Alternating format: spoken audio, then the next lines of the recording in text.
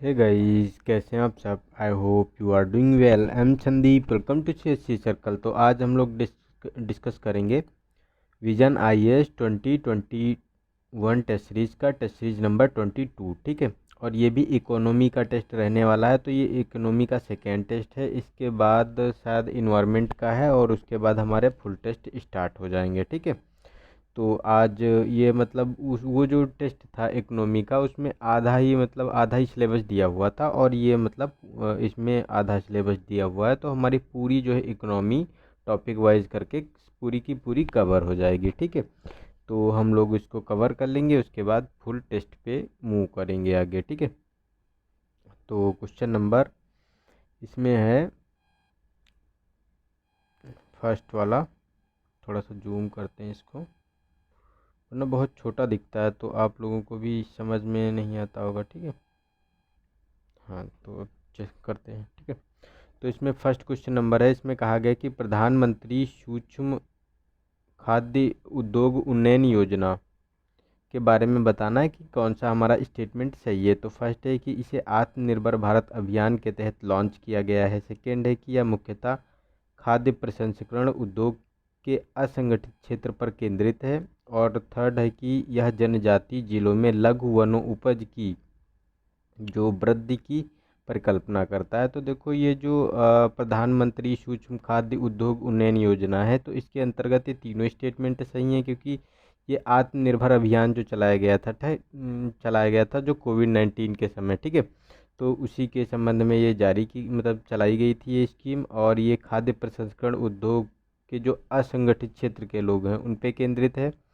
और जो ये जनजातीय जिले होते हैं जिनमें लघु वनोपज की वृद्धि की परिकल्पना की जा रही है कि वनोपज को उसमें मतलब प्रोत्साहित किया जाए। ठीक है, तो ये तीनों स्टेटमेंट हमारे सही हैं, तो हमारा इसका डी ऑप्शन सही हो गया। ठीक है, तो चलते हैं नेक्स्ट क्वेश्चन पे हम मूव करते हैं। तो नेक्स्ट है हमारा मृदा स्वास्थ्य कार्ड, मतलब सॉयल हेल्थ कार्ड के बारे में बात करना है कि कौन सा स्टेटमेंट सही है। तो फर्स्ट है कि देश के सभी किसानों को 2 वर्ष के अंतराल पर जो सॉयल हेल्थ कार्ड प्रदान किया जाएगा। और ये सेकेंड है कि मृदा नमूने का परीक्षण केवल दीर्घ और सूक्ष्म पोषक तत्वों के संदर्भ में किया जाता है। ठीक है, और थर्ड है कि जो स्वास्थ्य हेल्थ कार्ड है इसमें उर्वरक की बचत और उत्पादन में वृद्धि का कारण बन सकता है। ठीक है, तो देखो, ये तो उर्वरक का जो मतलब हमारी फर्टिलाइजर्स होती हैं। ठीक है, और प्रोडक्शन होता है, तो वो हमारी फर्टिलाइजर की बचत होती है उसमें, और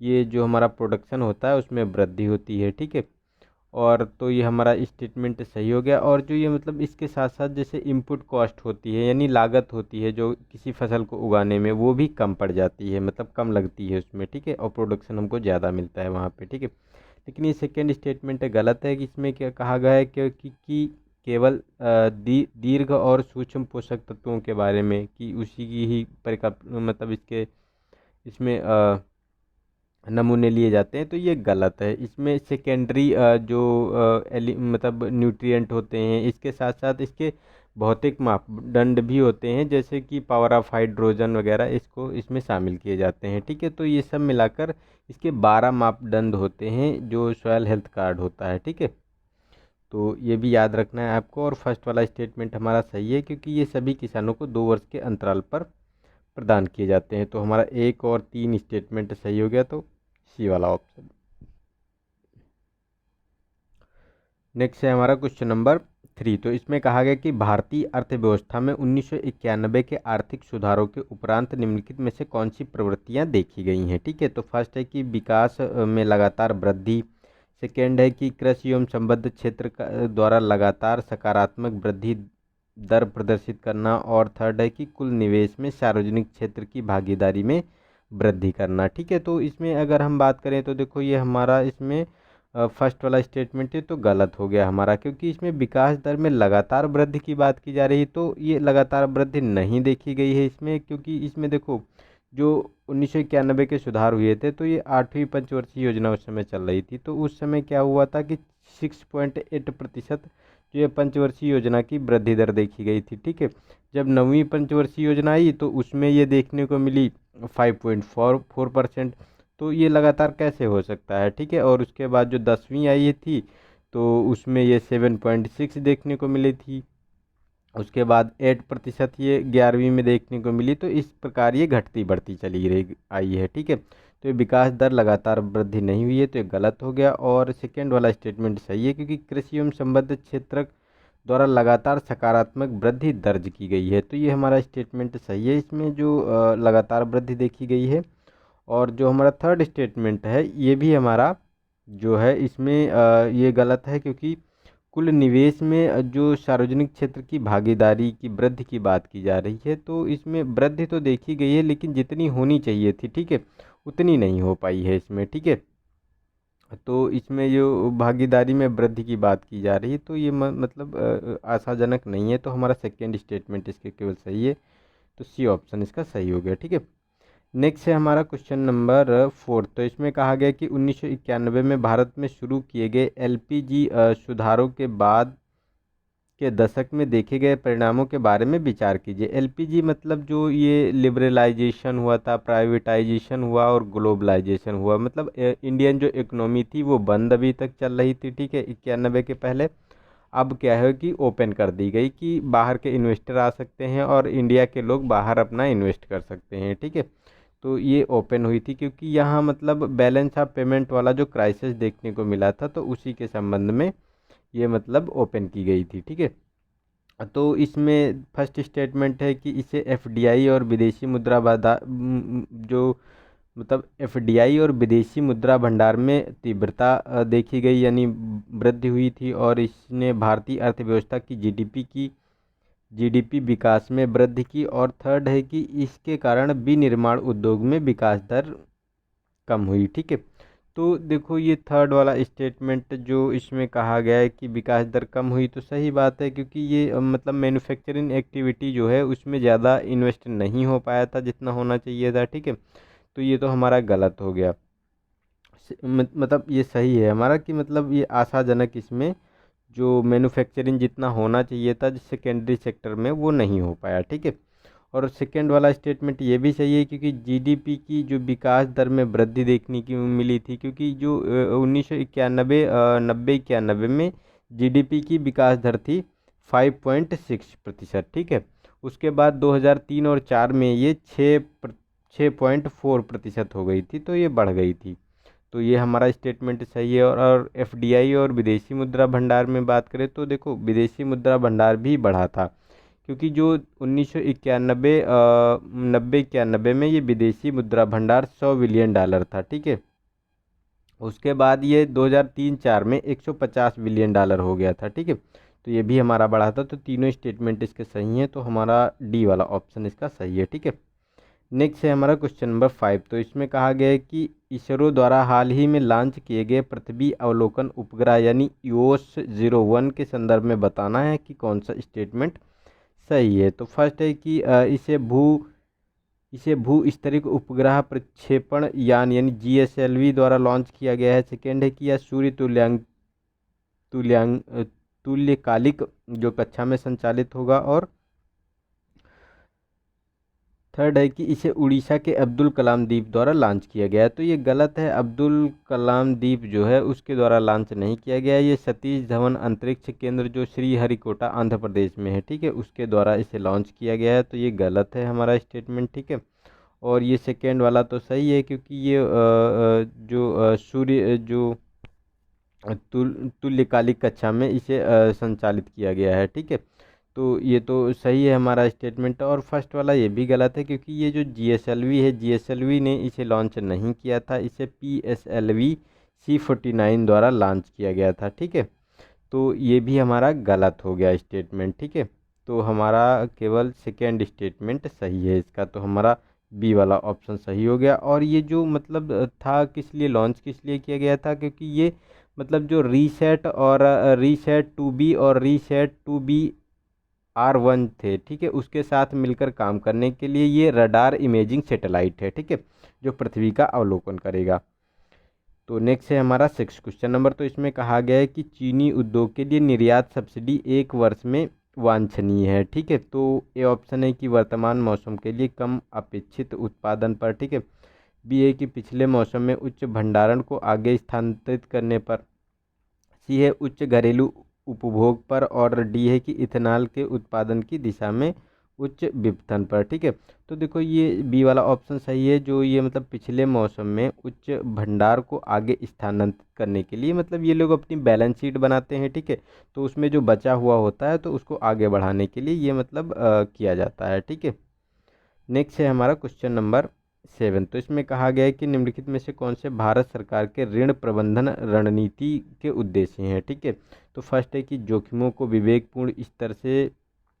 विवेकपूर्ण स्तरों पर रखते हुए उधारियों को निम्न लागत पर गतिशील करना। सेकेंड है कि एक स्थायी और साधारण ऋण ऋण संरचना बनाए रखना जिससे कि वित्तीय स्थिरता सुनिश्चित हो। ठीक है, थर्ड है कि एक पूर्ण संचालित घरेलू बंध पत्र बाजार का विकास करना। ठीक है, तो इनमें अगर बात करें तो ये देखो पहला वाला स्टेटमेंट तो सही है, क्योंकि जैसे ये मतलब एफपीआई यानी पोर्टफोलियो इन्वेस्टमेंट जो होता है, तो ये लोग क्या करते हैं कि ये क्षणिक होते हैं, कि मतलब अपना अगर उनको प्रॉफिट हुआ, शेयर मार्केट ऊपर हुआ, तो क्या करते हैं ये लोग अपना पैसा निकाल के चले जाते हैं प्रॉफिट कमा के। ठीक है, तो इनसे इनको सुरक्षित रखना, तो फर्स्ट वाला स्टेटमेंट सही है हमारा। ठीक है, सेकेंड भी सही है, क्योंकि स्थायी साधारण ऋण संरचना बनाए रखना जिससे कि वित्तीय स्थिरता सुनिश्चित हो सके, और घरेलू बंध पत्र या बाजार का विकास करना। ठीक है, ताकि हमारी कोई मतलब जोखिम ऐसा ना देखने को मिले।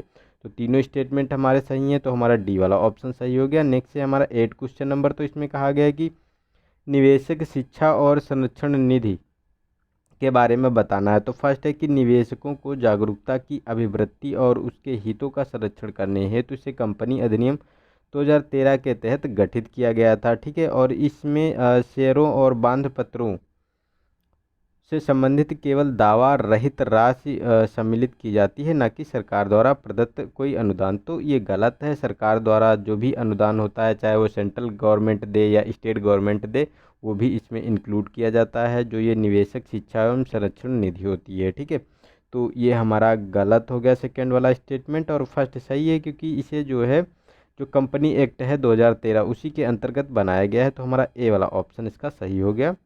नेक्स्ट है 9 क्वेश्चन नंबर। तो इसमें कहा गया कि भुगतान संतुलन यानी बैलेंस ऑफ पेमेंट के बारे में बताना है कि निम्नलिखित मदों में से कौन सी पूंजी खाते के तहत आती हैं। ठीक है, तो इसमें भारत द्वारा की गई बाह्य सहायता, अल्पकालिक व्यापार ऋण, अनिवासी भारतीय जमाएं और प्रत्यक्ष विदेशी निवेश, और पोर्टफोलियो मतलब पोर्टफोलियो इन्वेस्टमेंट। ठीक है, तो इसमें क्या होता है कि जो बीओपी होता है, बैलेंस ऑफ पेमेंट, तो इसको दो भागों में हम डिवाइड करते हैं। ठीक है, एक होता है हमारा करेंट अकाउंट, एक होता है कैपिटल अकाउंट। तो इस कैपिटल अकाउंट की बात की जा रही है यहाँ पे। तो ये कैपिटल अकाउंट में आपको भारत द्वारा की गई बाह्य सहायताएं इसमें शामिल होती हैं। ठीक है, अल्पकालिक बाजार ऋण होते हैं, अनिवासी यानी एनआरआई की जो जमाएं होती इसी में होती हैं, और ये जो इन्वेस्टमेंट होता है, ठीक है, फॉरेन डायरेक्ट इन्वेस्टमेंट और पोर्टफोलियो इन्वेस्टमेंट इसी में शामिल होता है। इसके साथ साथ जो बोरोइंग की जाती है,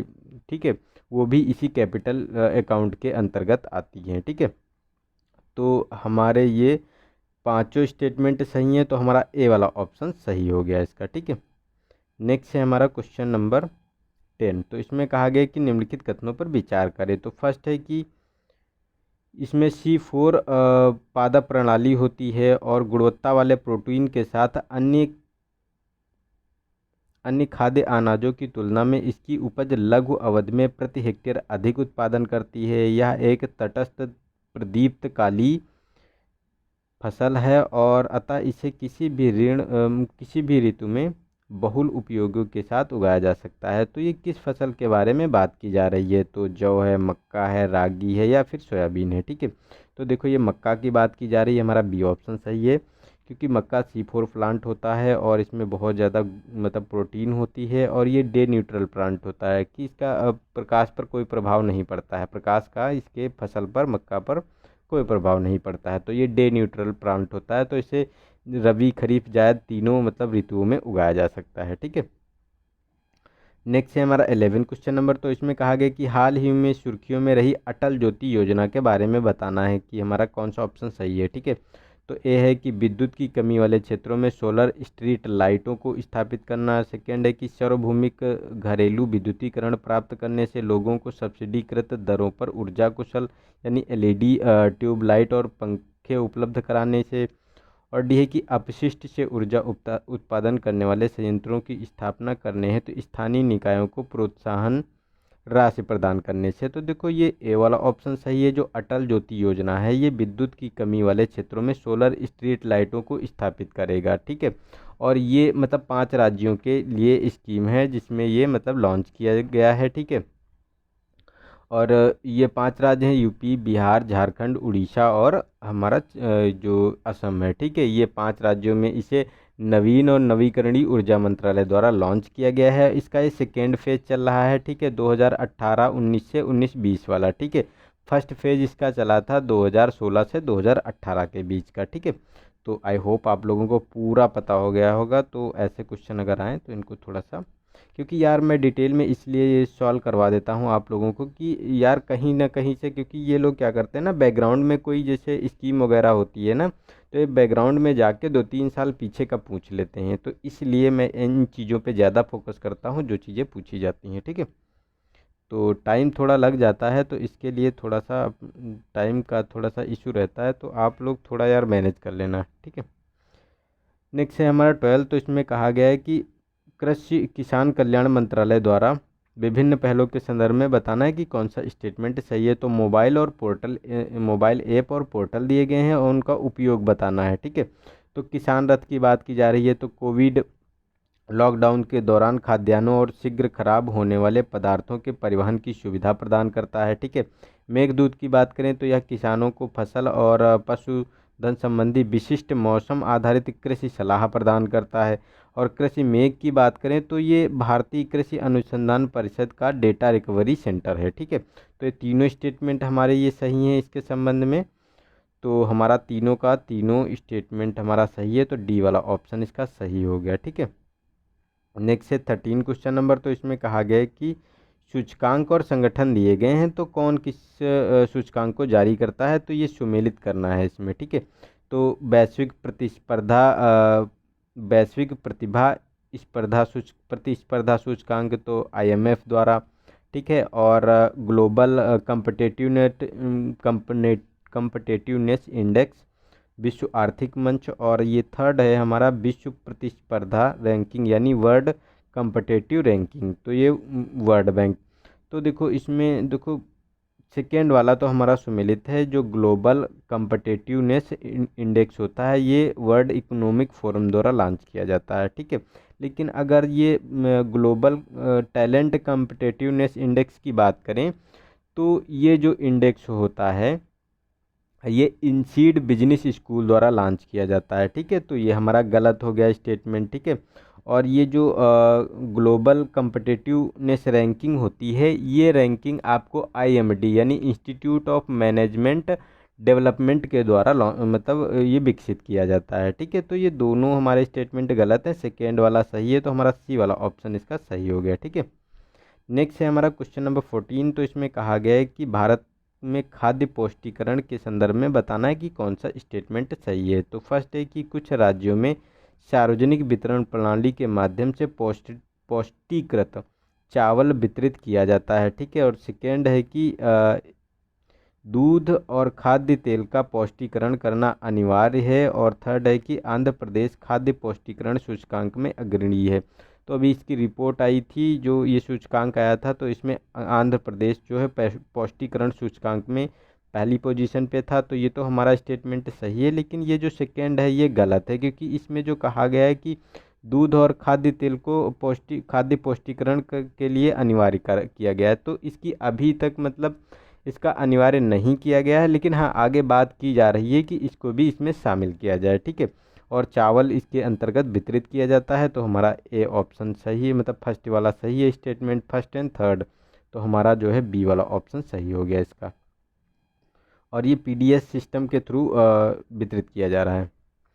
नेक्स्ट है हमारा कि 15 क्वेश्चन नंबर। तो समकरण उद्धरण 2.0 की बात की जा रही। समकरण मतलब ये होता है कि जो लिक्वालाइजेशन लेवी 2.0 की बात की जा रही है। तो इसमें होता क्या है, तो देख लेते हैं कौन सा इसमें स्टेटमेंट सही है। तो फर्स्ट है कि यह सभी वस्तुओं और सेवाओं की ऑनलाइन बिक्री को शामिल करता है, ठीक है। सेकेंड है कि यह केवल अनिवासी कंपनियों पर लागू होता है। और सेकेंड थर्ड है कि भारत एक ऐसा G20 राष्ट्र है जिसने इस प्रकार का कर लागू किया है, ठीक है। तो इसमें अगर बात करें तो देखो, ये थर्ड स्टेटमेंट गलत है। ऐसा नहीं है कि केवल G20 का मतलब पहला ये देश है। इससे पहले फ्रांस, इटली, तुर्की, ये मतलब काफ़ी सारे देश जो है इस ऐसा मतलब ये टैक्स लगा चुके हैं, ठीक है। और इसे डिजिटल सर्विस टैक्स के रूप में भी जाना जाता है। तो ये जो था, इसको इंडिया ने डिजिटल टैक्स के नाम से, मतलब जो ये था इक्वलाइजेशन लेवी, ठीक है, इसको डिजिटल टैक्स के रूप में 2016 में लॉन्च किया था, ठीक है। तो इसको इसका नाम दिया था डिजिटल टैक्स। डिजिटल टैक्स उस विज्ञापन पर, जैसे मतलब हमें कोई विज्ञापन छपाना होता है, ठीक है, यानी विज्ञापन देना है किसी किसी चीज़ का, या डिजिटल विज्ञापन करवाना है, तो हम जो पेमेंट करते थे, मतलब कोई भी पेमेंट इंसान करता था जिसको विज्ञापन कराना होता था, तो वो क्या करता था कि सरकार को उससे टैक्स नहीं मिलता था, क्योंकि वो इस कंपनी में उसका बेस तो होता नहीं है, वो जिस कंपनी में होता वो वहीं टैक्स देते थे उस सरकार को। तो ये गवर्नमेंट ने ऐसा एक ये लॉन्च किया था कि जो कोई विज्ञापन होगा, अगर कोई विज्ञापन करा रहा है, तो 1 लाख अगर जो उसमें मतलब पेमेंट कर रहा है, ठीक है, तो उसका 6% गवर्नमेंट को जमा कराना पड़ेगा, ठीक है, टैक्स के फॉर्म में। तो उसी का ये वर्जन जो निकल के आया है, जो मतलब ये ई कॉमर्स कंपनियों पे लगाया जा रहा है, ठीक है। तो ये अनिवासी जो ई कॉमर्स कंपनी है उन पे लगाया जा रहा है। और ये जो मतलब इक्वलाइजेशन लेवी है, ठीक है, तो 1 अप्रैल 2020 से ये लागू हो जाएगा। और इसका जो परसेंट रेट है ये 2% पड़ेगा, ठीक है। तो ये ऑनलाइन सेवाओं पर लागू होगा। तो ये दोनों हमारे फर्स्ट एंड सेकेंड स्टेटमेंट सही है, थर्ड वाला गलत हो गया, तो हमारा ए वाला ऑप्शन इसका सही हो गया। नेक्स्ट है हमारा क्वेश्चन नंबर 16। तो इसमें दक्षेस यानी सार्क, आसियान, G20, ब्रिक्स। तो इसमें बताना है भारत के उपयुक्त क्षेत्रीय समूहों में किसके साथ मुक्त आकाश समझौता है। मुक्त आकाश समझौता मतलब अगर बात करें तो ये जो होती है open sky air service agreement, ठीक है, उसके बारे में। तो अगर हम एग्रीमेंट कर लेते हैं तो इससे क्या होता है कि हमारी जो हवाई उड़ानें और उसमें जो सीटें होती है उनकी असीमित अनुमति हमको मिल जाती है, जिस देश के साथ चीज़ें हो जाती हैं, ठीक है। तो ये अगर भारत के बात में इन ऑर्गेनाइजेशन के बारे में बात करें तो इस किसी के साथ भारत ने ऐसी कोई ट्रीटी नहीं कर रखी है, ठीक है। तो ये कोई भी स्टेटमेंट सही नहीं है, ये हमारा डी वाला सही हो गया। और इसने की है कि जो इंडिया है ये यूएसए के साथ, Jamaica, UK, Greece, Spain, Finland, Guyana आदि ये कंट्रियों के साथ अलग अलग मतलब कर चुका है, लेकिन इन ग्रुप के साथ किसी के साथ नहीं की है उसने। नेक्स्ट है हमारा 17। तो इसमें राष्ट्रीय औद्योगिक गलियारा विकास निगम लिमिटेड के बारे में बताना है कि कौन सा स्टेटमेंट सही है। तो इसका गठन दिल्ली मुंबई औद्योगिक गलियारा विकास निगम लिमिटेड के अधिदेश में विस्तार के पश्चात इसका नाम बदल कर किया गया है, ठीक है। और सेकेंड है कि इसके शेयर धारक भारत सरकार, जापान बैंक और Japan bank for international cooperation है। और थर्ड है हमारा कि इसका अधिदेश देश के सभी औद्योगिक गलियारा परियोजनाओं को विकसित एवं कार्यान्वित करेगा। तो ये तीनों स्टेटमेंट इसके बारे में सही है हमारे, ठीक है। तो हमारा ए वाला ऑप्शन इसका सही हो गया। देखो, जिसमें कुछ ज़्यादा होता नहीं, सब फैक्चुअल दिए ही इन्फॉर्मेशन होती है, तो उसमें क्या बार बार चीज़ें डिस्कस करना, ठीक है। नेक्स्ट है हमारा का नियत अवधि नियोजन के बारे में बताना है। ये मतलब क्या है नियत नियोजन के बारे में, तो इसमें कौन सा हमारा स्टेटमेंट इसका सही है, तो हमको ये बताना है, ठीक है। तो फर्स्ट है नियत नियोजन होता क्या है, ये मतलब अगर इसकी इंग्लिश में टर्म देखें तो ये फिक्स टर्म जो एम्प्लॉयमेंट होता है, ठीक है, उसकी बात की जा रही है। तो इस प्रणाली में भुगतान निश्चित नहीं होता है और इसे अनुबंध अवधि के दौरान बदला जा सकता है। सेकेंड है कि इस प्रणाली में कर्मचारियों का नाम कंपनी के भुगतान रजिस्टर यानी पेरोल में नहीं होता है। तो ये सही बात है, मतलब ये एक अनुबंध होता है, मतलब एक एग्रीमेंट होता है, तो ये निश्चित समय के लिए होते हैं और इस अनुबंध के दौरान ये लोग कोई बदलाव इसमें नहीं कर सकते हैं। ठीक है, तो पहला गलत हो गया, सेकेंड हमारा सही है, तो बी वाला ऑप्शन सही हो गया। नेक्स्ट है हमारा 19, तो इसमें तरलीकृत पेट्रोलियम गैस यानी एलएनजी लिक्विड नेचुरल गैस की बात की जा रही है कि कौन सा स्टेटमेंट सही है। तो फर्स्ट है कि यह गंधहीन अविषैली असंक्षारक ईंधन है। ठीक है, और इसका उत्पादन डीजल की तुलना में अधिक किफ़ायती है। और थर्ड है कि सऊदी अरब भारत को एलएनजी का सबसे बड़ा आपूर्ति करता है। तो देखो ये सऊदी अरब नहीं करता है, कतर के साथ हमारा जो एग्रीमेंट है। ठीक है, कतर हमसे सब एलएनजी का सबसे ज़्यादा मतलब हमको आपूर्ति करता है, सबसे बड़ा है। और सेकेंड स्टेटमेंट हमारा सही है, डीजल की तुलना में अधिक किफ़ायती है और गंधहीन अविषैली और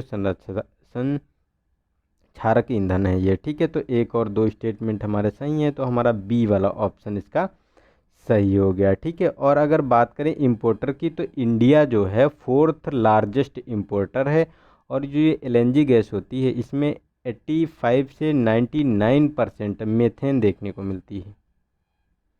नेक्स्ट है हमारा 20, तो इसमें कहा गया है कि कौन सा कारक विषम शस्य प्रारूप की ओर ले जाते हैं। तो न्यूनतम समर्थन मूल्य, इनपुट सब्सिडी, भूजल उपलब्धता, मांग संचालित उत्पादन। तो देखो अगर विषम शस्य प्रारूप की बात करें तो ये एमएसपी दिया जाता है। ठीक है, और इनपुट सब्सिडी है, तो ये दोनों के दोनों स्टेटमेंट हमारे सही हैं। लेकिन भूजल उपलब्धता तो शस्य प्रारूप के अनुकूल है। ठीक है, ये विषम स्थिति में नहीं है। और मांग संचालन उत्पादन भी जो है ये भी मतलब शस्य प्रारूप के अनुकूल है, ना कि विषम परिस्थिति में है। ठीक है, और ये एमएसपी होता क्यों विषम है, क्योंकि क्या होता है कि जिस क्रॉप पे एमएसपी दे दिया जाता है, जैसे पंजाब में धान की बात करें, वहाँ पानी की कमी है फिर भी धान उगाया जा रहा है क्योंकि धान को ज़्यादा पानी चाहिए, लेकिन उस पर एमएसपी मिलता है तभी लोग उसको उगाते हैं, ज़्यादा फ़ायदा मिलता है। महाराष्ट्र में से बात करें तो जैसे तुम्हारा गन्ना उगाया जाता है। ठीक है, इसको भी पानी की ज़्यादा ज़रूरत होती है, तो ऐसे चीज़ें होती है। और इनपुट सब्सिडी मतलब जैसे फर्टिलाइज़र, पानी, बिजली पे हम सब्सिडी दे देते हैं, तो उन चीज़ों का जो अच्छे से वो लोग यूटिलाइज नहीं करते हैं और उनका दुरुपयोग किया जाता है। ठीक है, तो हमारा फर्स्ट एंड सेकेंड स्टेटमेंट इसका सही है। नेक्स्ट है हमारा क्वेश्चन नंबर 21, इसमें कहा गया कि भारत में पशुधन मत्स्य विकास के संदर्भ में बताना है कौन सा स्टेटमेंट सही है। तो फर्स्ट है कि परिवारों द्वारा पाल्य पोल्ट्री को भारत के पशुधन जनगणना के तहत आवृत्त किया गया है, मतलब उसकी जनगणना में शामिल किया गया है। ठीक है, सेकेंड है कि भारत योजना से व्यापारियों को माल निर्यात के तहत डेयरी निर्यात को कवर नहीं किया जाता है। थर्ड है कि नील क्रांति या नीली क्रांति के हिस्से के रूप में 7वीं पंचवर्षीय योजना 1985 से 90 के दौरान मत्स्य पालन के लिए एक पृथक मंत्रालय बनाया गया था। तो ऐसा कुछ नहीं था, हाँ उसके लिए रिफॉर्म की बात की गई थी, एक विभाग बनाया गया था, लेकिन ये मंत्रालय नहीं बनाया गया था। मंत्रालय अभी हाल ही में जो बजट आया था, जो अंतरिम बजट आया था 2019-20 में, उसमें ये मतलब बात की गई थी मंत्रालय बनाने की। ठीक है, तो ये गलत हो गया स्टेटमेंट हमारा। और सेकेंड वाला भी गलत है क्योंकि इसमें जो कहा गया है कि बीमा कवर नहीं दिया जाता है, जो डेयरी निर्यातक होते हैं तो इनको भी बीमा कवर मिलता है, तो ये भी हमारा गलत हो गया। फर्स्ट वाला सही है क्योंकि परिवारों द्वारा पाल्य पोल्ट्री को भारत के पशुधन जनगणना में शामिल किया गया है और इनकी गणना वहाँ जाकर की जाती है। ठीक है, तो हमारा फर्स्ट वाला स्टेटमेंट केवल सही है इसका। नेक्स्ट है हमारा 22, तो इसमें कहा गया है कि विदेशी संस्थागत निवेशकों के बारे में यानी FIIs के बारे में बात की जा रही है। ठीक है, तो कौन सा स्टेटमेंट सही है, तो वे सूचीबद्ध और गैर सूचीबद्ध दोनों संस्थाओं में निवेश कर सकते हैं। सेकेंड है वे प्रारंभिक आवंटन के समय निवेश कर सकते हैं। वे उद्यम के प्रत्यक्ष प्रबंधन में शामिल हो सकते हैं। तो देखो वो ना तो उद्यम के प्रत्यक्ष प्रबंधन में शामिल हो सकते हैं, ना ही गैर सूचीबद्ध कंपनी में निवेश कर सकते हैं। ठीक है, लेकिन वे प्रारंभिक आवंटन के समय निवेश कर सकते हैं, तो ये उनके लिए सुविधा दी गई है, लेकिन ये दोनों ऊपर और 1 और 3 की कंडीशन वो फुलफिल नहीं करते हैं, तो हमारा बी वाला ऑप्शन इसका सही है। नेक्स्ट है हमारा 23, तो इसमें कहा गया है कि उद्योग सार्वजनिक क्षेत्र के लिए आरक्षित हैं। तो कौन कौन से सार्वजनिक क्षेत्र के लिए आरक्षित हैं, तो रक्षा विभाग यानी डिफेंस विमान, ठीक है, परमाणु ऊर्जा, रेलवे और ए और बी दोनों, ठीक है। तो देखो परमाणु ऊर्जा तो जो पब्लिक सेक्टर के लिए है, ठीक है, लेकिन जो इसमें रक्षा विमानन में नहीं दिया गया है। और रेलवे में इंडिविजुअल व्यक्ति जो है, जैसे तेजस ट्रेन चलाई गई थी तो इंडिविजुअल व्यक्ति उसमें शामिल हो सकता है, ठीक है। तो हमारा बी वाला ऑप्शन सही हो गया। नेक्स्ट है हमारा, नेक्स्ट क्या हो गया हमारा, नहीं हुआ नहीं, अभी 23 ही हुआ है, ठीक है। 24, तो इसमें कहा गया कि अनुप्रयोग और प्लेटफॉर्म दिए हुए हैं और उनके लक्ष्य बताना है कि कौन कौन से हैं, ठीक है। तो एम हरियाली है, ये वृक्षारोपण और इस तरह के अन्य हरित अभियानों में लोक भागीदारी को प्रोत्साहित करती है। L2 प्रो इंडिया की बात करें तो बौद्धिक संपदा अधिकारों को समझने में युवाओं, नवोन्मेषण उद्यमियों और जो लघु मध्यम उद्योगों को सक्षम बनाना है। तो नेक्स्ट है हमारा कौन सा, बहुत लंबा है यार क्वेश्चन। नेक्स्ट है उमंग, सभी भारतीय नागरिकों को अखिल भारतीय ई सरकारी सेवाओं तक पहुंच के लिए एकल मंच प्रदान करना। रोशनी ऐप मोबाइल एप्लीकेशन उपयोगकर्ता के बीच एलईडी बल्ब के उपयोग को बढ़ावा देना है, ठीक है। तो देखो ये तो हमारा गलत है, क्योंकि रोशनी वाला जो अगर बात करें तो ये तो चलाया गया था जो रोशनी अभियान था, तो ये आईआईटी जो रोपड़ थी, ठीक है, पंजाब की आईआईटी रोपड़, इसने इमेजिंग प्रोसेसिंग एनालिटिक्स का प्रोग्राम चलाया था, ठीक है। तो ये तो गलत है। और ये मोबाइल एप्लीकेशन उपयोग के बीच एलईडी बल्ब का उपयोग की जो बात की जा रही है, तो ये तो उज्ज्वला योजना के अंतर्गत दी गई थी फैसिलिटी, ठीक है। तो ये तो हमारा गलत हो गया। और उमंग है, सभी नागरिकों को अखिल भारतीय ई कॉमर्स सेवाओं तक पहुंच उपलब्ध कराने के लिए एक मंच देता है, कि एक उमंग ऐप है, उसमें सरकारी सारे ऐप दिए हैं ज़्यादा से ज़्यादा, ठीक है। तो ये भी हमारा सुमेलित है। और सेकेंड, बौद्धिक संपदाओं के अधिकारों के लिए ये है जो मीडियम स्मॉल मीडियम इंटरप्राइजेज के लिए, तो ये भी सही है। एम हरियाली वृक्षारोपण और हरित अभियानों के लिए, तो ये भी सही है। तो हमारा 1 2 3 सुमेलित है, चौथा गलत है हमारा, ठीक है। तो 1 2 3 तो हमारा डी वाला ऑप्शन सही हो गया इसका। नेक्स्ट है आज का लास्ट क्वेश्चन। तो इसमें कहा गया है कि यदि किसी देश में भुगतान संतुलन संकट की स्थिति उत्पन्न होती है, ठीक है, तो उसके द्वारा इस संकट से उबरने के लिए विस्तार कोष सुविधा, मतलब एक्सटेंडेड फंड फैसिलिटी का लाभ उठाया जा सकता है। तो ये सेवा किसके द्वारा प्रदान की जाती है? तो विश्व बैंक है, अंतर्राष्ट्रीय मुद्रा कोष है, संयुक्त राष्ट्र एवं सामाजिक परिषद है, या यूरोपीय संघ है, ठीक है।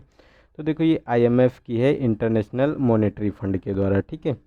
तो इसके द्वारा ये एक्सटेंडेड फंड फैसिलिटी प्रोवाइड की जाती है और इंडिया इसका सिग्नेटरी है। इंडिया ने इसे साइन किया था 1981 से 1982 में, ठीक है। तो ये हम लोगों के आज 25 क्वेश्चन कंप्लीट हो गए हैं। तो आई होप आप लोगों को अगर अच्छा लग रहा हो तो लाइक वाइक कर दीजिए, ना अच्छा लगे तो मत करिए, ठीक है। और आज के लिए इतना ही, मिलते हैं नेक्स्ट वीडियो में। तब तक के लिए नमस्कार, जय हिंद, जय भारत। और थोड़ा सा सेफ रहिए और अपनी पढ़ाई पे फोकस कीजिए। यार इस समय तो कहीं आप लोगों को जाना भी नहीं होता होगा, तो बहुत अच्छी प्रैक्टिस हो रही होगी आप लोगों की ना। कमेंट बॉक्स में ज़रूर बताइए कैसी किसकी किसकी बहुत अच्छी तैयारी चल रही है और किसकी किसकी बहुत ख़राब चल रही है, ठीक है। मैं इसे जानने के लिए बहुत ही उत्सुक हूँ। तो मिलते हैं नेक्स्ट वीडियो में।